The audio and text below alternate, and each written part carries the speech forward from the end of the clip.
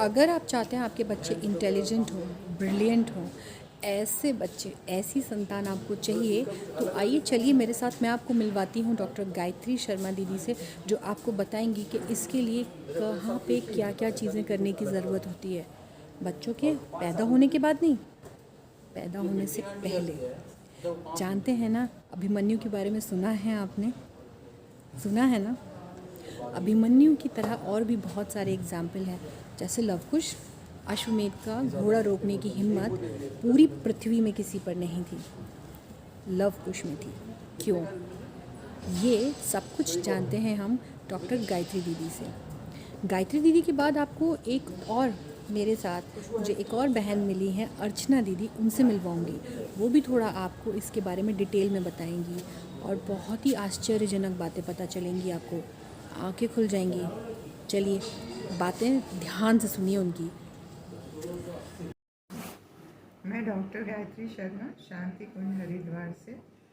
इसके पूर्व हम उत्तर प्रदेश में महानिदेशक चिकित्सा स्वास्थ्य के पद पे थे और वहाँ से वॉलेंट्री रिटायरमेंट लेकर के हम शांति कुंज अपनी वॉलेंट्री सर्विसेज दे रहे हैं। उसका एकमात्र कारण है ये कि परम पूज्य गुरुदेव कहते हैं कि बड़े आदमी तो बहुत बड़े बन गए हैं, पैसे वाले, रुपए वाले, संसाधन वाले, लेकिन महामानवों का अकाल पड़ गया है। मतलब एक अच्छे इंसान की कमी हो गई। अच्छे इंसान कौन होते हैं? जिनके अंदर अच्छे गुण होते हैं, जिनके अंदर अच्छे संस्कार होते हैं। ऐसे लोगों की कमी हो जाने के कारण आज हमारे युवाओं के नैतिक और भावनात्मक मूल्य गिर गए हैं, जिसके कारण उनका चिंतन, चरित्र, व्यवहार गिरता चला जा रहा है।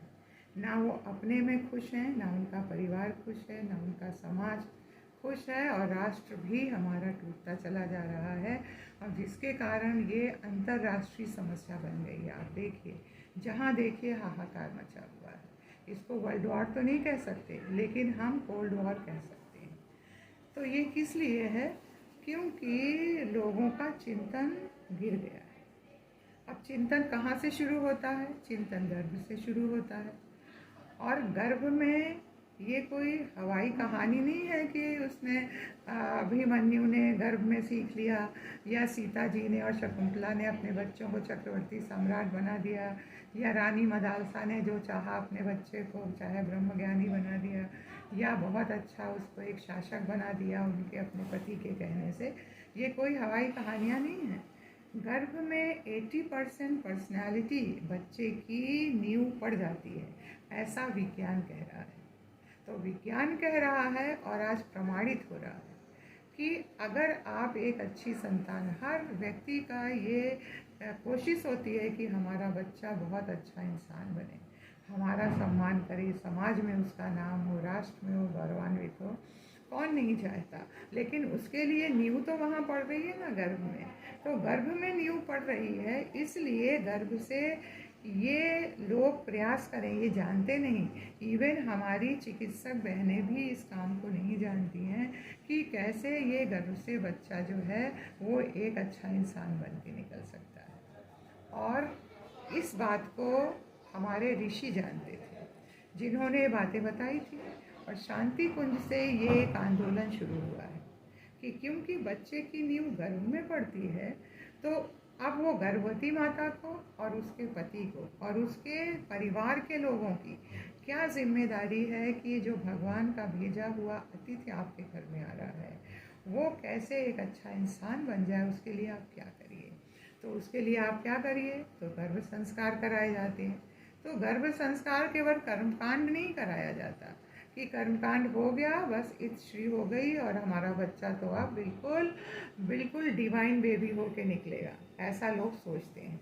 तो केवल कर्मकांड नहीं, अब कर्मकांड से मतलब जो संस्कार है वो केवल कर्मकांड नहीं है, वो धर्म तन से लोक शिक्षण है। अब आपको क्या करना है, ये बातें बताई जाती हैं। तो इसमें हम लोग क्या बताते हैं कि गर्भवती माता के अंदर जो बच्चा बैठा हुआ है, उसका केवल शारीरिक नहीं बल्कि मानसिक, भावनात्मक, आध्यात्मिक उसका परिष्कार हो सके, उसके अंदर वो गुण आ सके, जिससे वो बच्चा ग्लोबल पर्सनालिटी वाला, ग्लोबल इंटेलिजेंस वाला बच्चा पैदा हो। तो तो इसके लिए हम लोग बताते हैं कि उसकी दैनिक दिनचर्या, आदर्श दिनचर्या कैसी होनी चाहिए। अब उस दिनचर्या से काम नहीं चलेगा कि सुबह चाहे जो उठे, चाहे जो खाया, चाहे जो सुना, तो उसके लिए एक आदर्श दिनचर्या होनी चाहिए, उसके बारे में बताया जाता है। उसको क्या आहार लेना चाहिए जिससे उसका मानसिक और भावनात्मक विकास भी अच्छा हो, क्योंकि जैसा खायन वैसा बने मन। तो उसका आहार कैसा होना चाहिए, वो उसकी आजकल आप देखिए ज़्यादातर लोग कहते हैं कि ऑपरेशन से बच्चा कर देती डॉक्टर। तो डॉक्टर की क्या गलती है? आज आदमी की जीवन इतना निष्क्रिय हो गया है कि उसकी हड्डियाँ, उसकी मसल्स इतनी टेंस हो जाती हैं कि नॉर्मल डिलीवरी हो ही नहीं सकती। तो वो योग व्यायाम क्या करे, वो प्राणायाम क्या करे, वो ध्यान क्या करे, इसके बारे में शिक्षण दिया जाता है।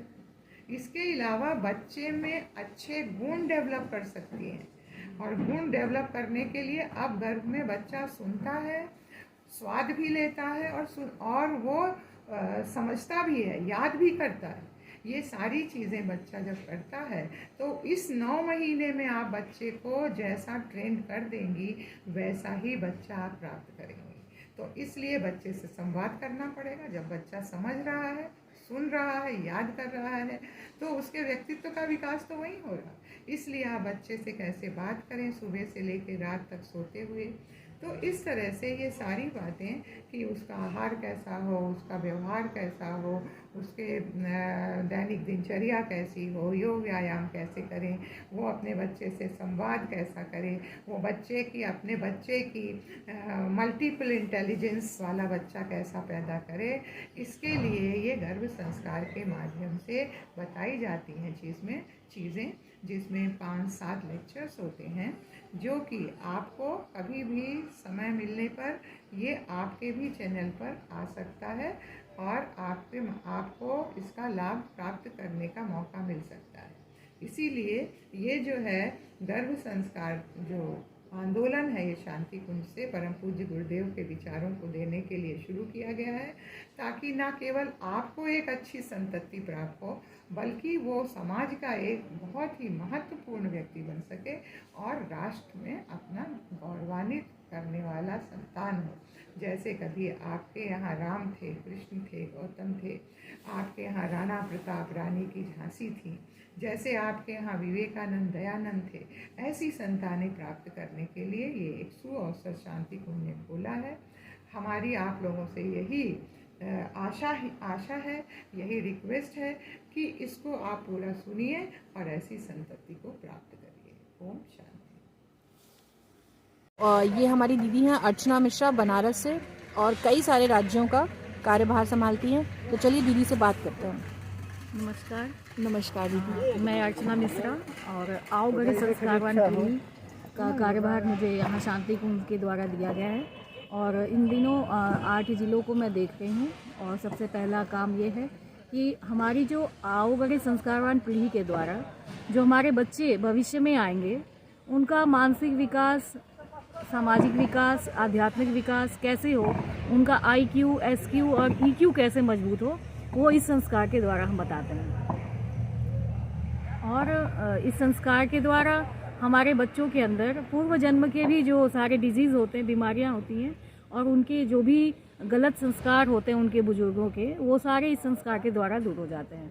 उसमें हमारी गर्भवती बहनों को बताते हैं उनके रहने की दिनचर्या कैसी हो, उनका खान पान कैसा हो, उनका आहार कैसा हो, उनका योग व्यायाम कैसा हो, और उनके घर में वार्तालाप, उनके घर का वातावरण कैसा हो, हर चीज़ डिपेंड करता है जब वो प्रेग्नेंट होती हैं और उन 9 महीने के अंदर। और ये जिस तरह से हम मेडिकल में 3 बार टीका लगाते हैं, तो ये आध्यात्मिक टीका है एक तरह से। 3रे महीने में, 5वें महीने में और 7वें महीने में ये टीका लगाया जाता है। तो 3रे महीने में जब लगाते हैं तो इसे हम गर्भोत्सव कहते हैं, 5वें में लगाते हैं तो इसे पुंसवन कहते हैं, और 7वें में लगाते हैं तो सीमांतोन्नयन संस्कार के द्वारा इसे हम संपन्न कराते हैं। और इस संस्कार में घर के जितने भी सदस्य हैं, बुज़ुर्ग रहेंगे तो ज़्यादा अच्छा है।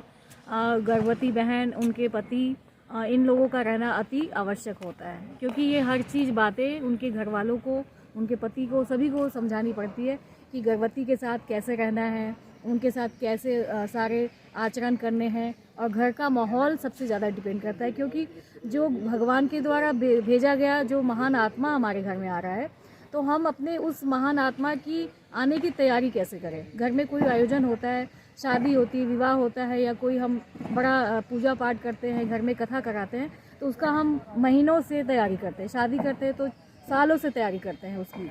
तो जब हमारे घर का जो कुल दीपक है, हमारे घर का जो चिराग है आने वाला है, या हमारे घर के जो वसीयत, विरासत और वसीयत आने वाले हैं, तो क्या हम उसकी आने की तैयारी ना करें। हमारे जो युवा वर्ग के लोग हैं वो प्री प्लानिंग करें। अब इसको और मॉडर्न बना दिया गया है इस संस्कार को, जिसे कहा गया कि प्री प्लानिंग, माने बच्चे को गर्भ में आने से पहले, गर्भधारण से पहले माता पिता जो हैं, नवयुवक नव युवतियाँ, ये अपने को मेंटली और अपने शारीरिक, मानसिक और शारीरिक दोनों तरह से प्रिपेयर करें, अपने को तैयार करें, फिर गर्भ को धारण करें। और गर्भधारण से पहले दोनों लोग, पति पत्नी दोनों ही गायत्री मंत्र की साधना करें, क्योंकि गायत्री मंत्र में इतनी ऊर्जा है, इतनी साधना है, एक बार बोलने से 1,10,000 वाइब्रेशंस होते हैं। और यदि हम 3 महीने गायत्री मंत्र की साधना करते हैं, कम से कम 5 माला यदि करते हैं प्रतिदिन, तो आप सोचिए आपके अंदर कितनी ऊर्जा और कितनी एनर्जी हो जाएगी। और वो सारी एनर्जी आपके आने वाले नव शिशु को मिलेगी, और उसका जो है उज्जवल भविष्य, उसके अंदर तेज, उसके अंदर ओज, ये सारी चीज़ उसके अंदर आते चले जाएंगे। और सबसे महत्वपूर्ण बात ये है, मैं उदाहरण देती हूँ कि हमारे इस पूरे वायुमंडल में, पूरे इस आकाश तत्व में महान आत्माएं जो हैं विचरण करती रहती हैं। वो तलाश करती है वैसे कोख की, वो तलाश करती है वैसे माँ की, वो तलाश करती है वैसे परिवार की, जहाँ वो जाएं और अपने इस भारत भूमि पर, अपने इस धरती भूमि पे आके अपने उस कार्य योजनाओं को पूरा करें। तो यदि माताएं अपने को नहीं बदलेंगी, यदि नारियां नहीं जगेंगी, तो यदि माता ही हो अज्ञान, तो बच्चे कैसे बने महान। तो माता यदि संस्कारवान नहीं होगी तो बच्चों को संस्कारवान कैसे करेंगी। अपनी दिनचर्या को उन्हें बदलना पड़ेगा, अपने को बदलना पड़ेगा, अपने आहार विहार को बदलना होगा, और कम से कम उन 9 महीनों में तो उन्हें बदलना ही पड़ेगा, तभी जाके उनका बच्चा भी स्वस्थ, सुंदर एवं हर तरह से मानसिक रूप से, आध्यात्मिक रूप से, सामाजिक रूप से वो स्वस्थ। अच्छा, यहाँ पर एक प्रश्न मैं दीदी से पूछना चाहती हूँ कि दीदी, आज की जो हमारी पीढ़ी है वो कहीं ना कहीं इन चीज़ों पर विश्वास नहीं करती है उतना, और उसको ये लगता है कि ये सब कहने की बातें हैं, सबसे कुछ होता नहीं है, जस्ट लाइक दैट वाली सोच आज हमारे जनरेशन के दिमाग में है। आप उनको कुछ एक ऐसे उदाहरण ज़रूर दीजिए यहाँ पे, क्योंकि देखिए मैंने देखा है कि उदाहरण इन लोगों को हमेशा कनेक्ट करते हैं। तो कुछ ऐसे उदाहरण के माध्यम से भी ये बात उनको बताइए कि किस तरीके से ये चीज़ें, ये संस्कार उतने कारगर हैं। देखिए, हमारे जो पूर्वज, हमारे जो ऋषि मुनि थे पहले के, हमारे ऋषि साइंटिस्ट थे, और आज के जो साइंटिस्ट हैं वो विज्ञान को लेके चल रहे हैं, और हमारे जो ऋषि मुनि थे वो अध्यात्म को लेके चलते थे। और उन्होंने उन दिनों ये बताया था कि किस संस्कार के द्वारा हम क्या चीज़ हासिल कर सकते हैं। जस्ट लाइक माता सीता जब गर्भवती हुई तो ऋषि के आश्रम में रहती थी, और यदि कोई और बहन होती गर्भवती उस समय, जिसे घर से निकाल दिया जाए, जिसे पति ने अपने जीवन से निकाल दिया हो, तो उसके अंदर स्वाभाविक है कि वो दुखी रहेगी, उसका मन नहीं लगेगा। लेकिन ऋषि ने बताया कि श्री रामचंद्र जी अपने कार्य को देखते हुए, अपने राज्य पद को देखते हुए, उन्होंने अपने राज्य को संभालने के लिए और अपने, कहते हैं ना कि वो जो बोलते थे उसे करते थे, इसी चीज़ को फॉलो करने के लिए उन्होंने सीता माता को वन में जाने के लिए कहा। और तब उन्हें ऋषि ने कहा कि जब आपके गर्भ में बच्चा आया है तो माते आप अपने बच्चे को वो संस्कार दीजिए जिसके द्वारा वो बहुत ही तेजस्वी बने, ओजस्वी बने, वर्चस्वी बने। तो माता सीता ने उन दिनों रामायण का पाठ किया, और रामायण के जो पुंसवन संस्कार के जो है उसमें गुड़ में गई, और अपने बच्चे को गर्भ में ही उन्होंने ज्ञान देना शुरू किया। और उसका नतीजा आपके सामने है कि उन्होंने अश्वमेध के घोड़े को रोका। किसी के अंदर वो क्षमता नहीं थी जो श्री रामचंद्र जी के उस अश्वमेध के यज्ञ के घोड़े को रोक दे, और उन्होंने, लव कुश ने, माता सीता के बच्चों ने उस अश्वमेध के घोड़े को रोका। क्यों? बस उसी संस्कार के बलबूते। दूसरी उदाहरण मैं देती हूँ अभिमन्यु की। जब वो गर्भ में था, उनकी माता को प्रसव पीड़ा होने लगी, तो उन्हें कथा सुनाई गई, चक्रवेदन की कथा सुनाई गई, और जब तक वो सुनती रही, बच्चा जो था गर्भ में, शिशु, वो भी उसे सुन रहा था, सीख रहा था। और जैसे उन्हें प्रसव पीड़ा से थोड़ा आराम मिला, उनकी नेत्र बंद हो गई, उन्हें नींद आ गई, सो गई और 7वां फाटक वो तोड़ना नहीं देख पाए। और उसका नतीजा आप सब जानते हैं कि 7वां फाटक यदि वो तोड़ना जानते तो आज वो अमर होते, उनका नाम युद्ध में जीतने का होता, ना कि मारे जाने का। तीसरा उदाहरण मैं देना चाहूँगी, रानी मदालसा, जो रामनगर की रानी है। रानी मदालसा, उनके पति ऋतुध्वज हैं और उन्होंने 3 पुत्रों को जन्म दिया और उनके संस्कार के द्वारा वो तीनों पुत्र जो है ब्रह्मज्ञानी हो गए, सन्यासी हो गए, अपने समाज के लिए काम करने निकल गए। तो राजा ऋतुध्वज को बहुत ही चिंता हुआ। उन्होंने अपनी रानी मदालसा से कहा कि हे रानी, आपने 3 पुत्रों को जन्म तो दिया, लेकिन ये तीनों पुत्र जो है ब्रह्मज्ञानी हो गए, सन्यासी हो गए, अब हमारे इस राजपाट को कौन संभालेगा। वो बहुत ही चिंतित रहते थे। रानी ने कहा कि आप चिंता न करें और हमारी जो चौथी संतान आएगी, जिसका नाम उन्होंने अलर्क, राजा अलर्क हुए थे वो अलर्क, उन्होंने कहा कि मेरी चौथी संतान जो आएगी तो आप जैसा चाहेंगे वैसी आएगी। क्यों? उनके अंदर ये विश्वास, एक आत्मविश्वास था। हर इंसान के अंदर एक आत्मविश्वास, सेल्फ डिपेंड और सेल्फ रिस्पेक्ट, ये चीज़ होनी बहुत ही आवश्यक है। अपने अंदर की जो आत्मविश्वास है, उस आत्मविश्वास के द्वारा आप पहाड़ पे भी चढ़ सकते हो, पहाड़ को भी तोड़ सकते हो, भगवान को भी ला सकते हो। वह विश्वास ही था जो सबरी ने राम को अपने आश्रम में बुलाया। वह विश्वास ही था जो द्रौपदी ने श्री कृष्ण को दरबार में बुलाया अपने लाज को बचाने के लिए। और ये वही विश्वास है जो रानी मदालसा ने चौथे पुत्र के रूप में राजा ऋतुध्वज को अलर्क के रूप में दिया। जब वो चौथी संतान उनके गर्भ में आई, उन्होंने वैसे ही फॉलो करना शुरू किया जैसे एक राजकुमार के अंदर सारे गुण होने चाहिए। घुड़सवारी करना, तीरंदाजी करना, राजपाट का देखभाल करना, गुण गहन अध्ययन करना, स्वाध्याय करना, अच्छे अच्छे सत्संग करना, ये सारे चीज़ उन्होंने करना शुरू कर दिए। और चौथे जब ये उनका संतान उत्पन्न हुआ तो जैसा राजा ऋतुध्वज चाहते थे वैसी संतान उन्होंने लाके दे दी, केवल इसी संस्कार के द्वारा। और यदि हमारी माताएं बहनें, हमारी गर्भवती बहनें इस नियम को फॉलो करें तो वो अच्छे संतान को जन्म दे सकती हैं, चाहे वो अच्छा डॉक्टर हो, चाहे वो इंजीनियर हो, चाहे वो प्रोफेसर हो, चाहे वो अच्छा गायक हो। आप जो भी बनाना चाहते हो बना सकते हो गर्भ में, क्योंकि 80% 80% विकास बच्चे का गर्भ में हो जाता है और बचा 20% तो वो बाहर आने के बाद आप देंगे, लेकिन ज़्यादा 80% गर्भ में विकास हो जाता है। एक उदाहरण मैं हकीकत है ये मैं देना चाहती हूँ। हमारी जब माता जी थी, उनके पास, माता भगवती देवी के पास हमारी एक बहन आई अपने 5 साल के बच्चे को लेकर, और उन्होंने कहा कि माता जी, मेरा ये जो बच्चा है बहुत ही शैतानी करता है, ना अच्छे से खाता है, ना अच्छे से पढ़ता है, किसी भी काम में इसका मन नहीं लगता, बहुत ही शैतानी करता है, ना किसी की बात मानता है। माता जी ने कहा कि क्यों, तेरा बेटा ऐसे क्यों करता है? पता नहीं माता जी, आप इसके लिए कुछ करिए, कुछ संस्कार बताइए, कुछ उपाय बताइए जिससे ये सही हो जाए। तो माता जी ने कहा, बेटा संस्कार के लिए तो तू देर से आई है। तो उसने कहा, क्यों माता जी, अभी तो ये 5 साल का ही है। तो माता जी ने कहा कि बेटा तू 6 साल लेट से आई। क्यों? क्योंकि 9 महीने का तो गर्भ में था, जब 9 महीने गर्भ में देने का समय था तू सोई, जो नहीं खाना था वो खाई, जो नहीं करना था वो की, जो नहीं सुनना था वो सुनी। और अब जब संस्कार देने की बारी आई थी बाहर आने के बाद, तो तू 5 साल लेट से लेके आई है। खैर, जिन बहनों का संस्कार नहीं हुआ बच्चे जब गर्भ में थे, उसके बाद भी आप संस्कारवान बना सकते हैं। कैसे? विद्यारंभ कराएं, अच्छे उन्हें संस्कार के द्वारा बाल निर्माण की कहानियाँ सुनाएं बच्चों को। और कहते हैं जैसा खाएं अन्न वैसा बने मन। तो यदि हमारी सारी माताएं, मैं ये संदेश देना चाहूँगी कि उनके घर में किसी भी तरह की यदि परेशानी है तो आप बलि वैसे से इसे दूर कर सकती हैं। बलि वैसे एक ऐसा यज्ञ है जो आप सुलभ और आसानी से कर सकते हैं। अच्छा दीदी, यहाँ पे हमने उदाहरण की बात कर ली, संस्कार क्या है वो बात कर ली, लेकिन अब यहाँ पे एक चीज़ बहुत इम्पॉर्टेंट होती है, वो ये कि आज से पहले अनफॉर्चुनेटली या जैसे भी कह लीजिए, हमारी बहुत सी बहनें ऐसी होंगी जो इस को देखेंगी ब्लॉग को, और उन्हें ये नहीं पता होगा कि उन्हें ऐसे किसी संस्कार को फॉलो करना चाहिए था गर्भधारण करने से पहले या बाद में भी, बच्चे के जन्म से पहले।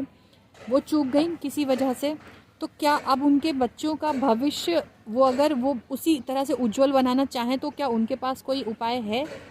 बिल्कुल है।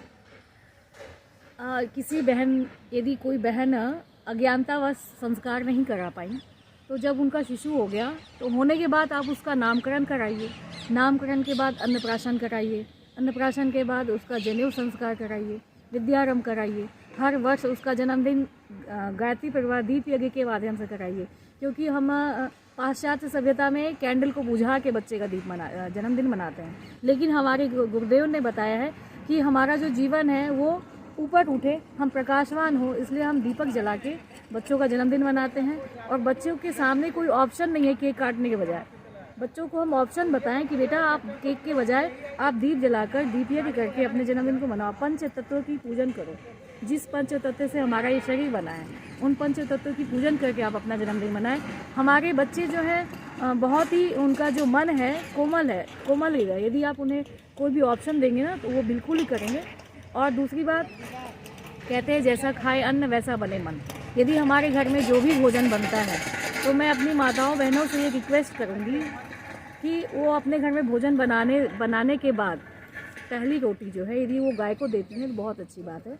दूसरी रोटी बनाकर गुड़ और घी में उसे मीस करके अच्छे से, और गैस पे या किसी अंगीठी पे या चूल्हे पे, आप जहाँ भी भोजन बनाते हो, एक तांबे का पात्र आता है बलि वैसे करने का, यदि वो नहीं मिल पाता है तो आप स्टील की चाय छन्नी ले लो। क्योंकि मैं ये जहाँ भी जाती हूँ मैं बताती हूँ कि बहाना ना बनाए कि मैं कैसे करूँगी, मेरे पास नहीं है, तो उसका हर चीज़ का ऑप्शन है। क्योंकि किसी भी डिक्शनरी में ना नाम का चीज़ नहीं है, आप चाहो तो कर सकते हो। गैस चूल्हे पे, अंगीठी पे या किसी भी चूल्हे पे आप स्टील की चाय छन्नी रख दो, और वो जो आपने गुड़ घी का मैश बनाया है, चूड़ा बनाया है, उससे थोड़ी 5 आहुति देनी है। उसका आप कहीं भी शक्तिपीठ पे या कहीं भी आप गायत्री परिवार के सदस्य से मिलेंगे तो आपको बलि वैश्य का स्टिकर जो है वो मिल जाएगा। वैसे मैं मंत्र बता देती हूँ, छोटा सा है। ओम भूर्भुवः स्वः तत्सवितुर्वरेण्यं भर्गो देवस्य धीमहि धियो यो न प्रचोदयात् स्वाहा इदं ब्राह्मणेभ्यो इदं नमः। ब्राह्मणेभ्यो नमः में आपने स्वाहा किया और उस चाय छन्नी जो है लाल हो चुकी है उसमें आपने डाल दिया। फिर दूसरे बाद आप गायत्री मंत्र पढ़ेंगे, प्रचोदयात् बोलेंगे, फिर उसके बाद ब्राह्मणेभ्यो नमः के बाद देवेभ्यो नमः, फिर ऋषिभ्यो नमः, फिर नरेभ्यो नमः, उसके बाद भूतेभ्यो नमः। इस तरह से आप ये मंत्र से स्वाहा करके वो आपका जो है पूरे वायुमंडल में प्रसाद, यदि आप किसी व्यक्ति को भोजन करा रहे हो तो वो खा लेता है, लेकिन आप प्रसाद भगवान को चढ़ाते हैं तो वो स्वीकार किए कि नहीं किए पता नहीं, लेकिन यदि आप अग्नि देवता को कुछ भी दे देते हो तो वो स्वतः स्वीकार कर लेते हैं। तो ये यज्ञ के द्वारा आपके घर का शुद्धिकरण हो जाएगा, आपके घर का विकास होना शुरू हो जाएगा। आपके बच्चे की मन यदि पढ़ाई में नहीं लगती तो उसका मन पढ़ाई में लगेगा। क्यों? क्योंकि ये जो यज्ञ के द्वारा हमारे पांचों देवलोक में जो ये हमने आहुति प्रदान किया वो प्रसाद बन गया, और जो बाकी जो बचा हुआ है वो आप पूरे घर के सदस्य को प्रसाद के रूप में दे दें। इससे बच्चे का मन पढ़ाई में लगेगा, हमारे पति का मन गायत्री साधना में लगेगा, उनके अपने जॉब में मन लगेगा, मतलब घर की शुद्धिकरण हो जाएगी। और दूसरी बात, अपने बच्चों से आप गायत्री महामंत्र का लेखन अवश्य ही कराएं, क्योंकि ये प्रैक्टिकली मैंने देखा है, स्वतः ये मेरे घर की मैंने देखा है। मैंने जिन को भी बताया उनका जो जीवन है धन्य होता चला गया। ये क्योंकि बच्चों का दिमाग जो है बहुत ही चंचल होता है, उनका मन जप में नहीं लगता। बच्चे ही नहीं, हम लोग का भी नहीं लगता। एक माला करो तो पता नहीं कहाँ कहाँ घूम के चला आता है। तो यदि वो गायत्री मंत्र लेखन करेंगे तो उनका माइंड जो है कंसंट्रेट होगा, एक जगह रहेगा, और लिखेंगे बोलेंगे तो उनके ऊपर उसका बहुत ही ज़्यादा असर पड़ता है। तो बच्चों के लिए गायत्री मंत्र लेखन बहुत ही उत्तम है। इन संस्कार के द्वारा हम अपने बच्चों को और स्वाध्याय कराएं, अच्छी पुस्तकों का स्वाध्याय करें। गुरुदेव की पुस्तकों को पढ़ाएं। बाल निर्माण की कहानियाँ जो हैं, पहले के दादा दादी बच्चों को कहानी सुनाते थे, नाना नानी कहानी सुनाते थे। आज किसी के पास टाइम नहीं है कि बच्चों को अच्छी कहानियाँ सुनाएं। यदि हम उनको अपने बाल निर्माण की कहानियाँ में से प्रतिदिन एक पन्ना रात में सोते समय सुना दें या दिन में जब भी समय मिले सुना दें तो बच्चों का आत्मनिर्माण, उसका बौद्धिक निर्माण, विकास होता चला जाएगा। बिल्कुल सही बात कही दीदी ने। यहाँ पर मैं एक और चीज़ ऐड करना चाहूँगी कि जहाँ स्वाध्याय की बात की, वहाँ पर छोटे छोटे बच्चे जो रीड नहीं कर सकते, जिन्हें रीडिंग करना नहीं आता, बहुत छोटे हैं, उनके सामने अच्छी आदत है। बच्चे रीड नहीं करेंगे कोई बात नहीं, लेकिन उन्हें कुछ अच्छी किताबें हाथ में पकड़ाइए। जैसे कि आप करते हैं स्कूलों में, प्ले ग्रुप में बच्चों को एडमिशन कराते हैं, बच्चों को लिखना नहीं आता, मगर टीचर क्या कहती है, क्रेयॉन्स हाथ में दे दीजिए, पेपर दे दीजिए, स्लेट दे दीजिए, चॉक दे दीजिए। वो जो भी करता है, सर्कल बनाता है, लाइंस ड्रॉ करता है, करने दीजिए। इसी से वो एक दिन लिखना सीखेगा, राइट। आज यही दीदी कहना चाहती हैं कि उनको पुस्तकें दीजिए, पढ़िए, उनके सामने बैठ के आप रीडिंग कीजिए, उसको पलटने दीजिए किताबें।